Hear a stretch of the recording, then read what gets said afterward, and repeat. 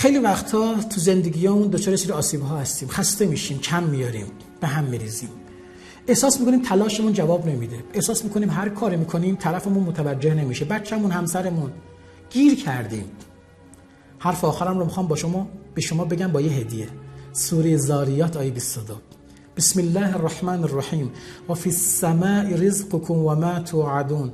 و در آسمان روزی شماست و هر چه وعده کردیم. از امشب هر کاری میکنه به عشق آسمان. زمین لیاقت جبران ندارد، زمین توان جبران ندارد، زمین حتی سلیقه جبران ندارد، خسته‌مون میکنه. هر کاری میکنه به عشق آسمان. آسمان میبیند، آسمان مینویسد و آسمان جبران میکند. یه قاب تو خونه بردارید، روش نوشته باشه السلام علیک یا فاطمه الزهرا. به بچه‌هام یاد بدید، مخصوصا بچه‌ها الان که میگن چرا کار کنم. بعد گوشه اتاق بچسبونید، بعد خانوادگی نیت کنید، آقا خانوم با بچه‌ها بگید یا فاطمه زهرا خانم جان شما حرم نداری، از امشب خونه ما حرم شماست، خونه تو حرم از زهرا. جارو میکشی به عشق حرم، ظرف میشوری به عشق حرم، کار میکنی به عشق حرم. تو حرم کسی قر نمیزنه، تو حرم کسی خسته نمیشه، تو حرم کسی انتظار و تشکر نداره. یکی هست که حواسش هست، کارتو بکن. تو حرم کسی منت نمیذاره، او که بعد ببیند میبیند، جبران میکند. این میشه هنر آسمانی زندگی کردن.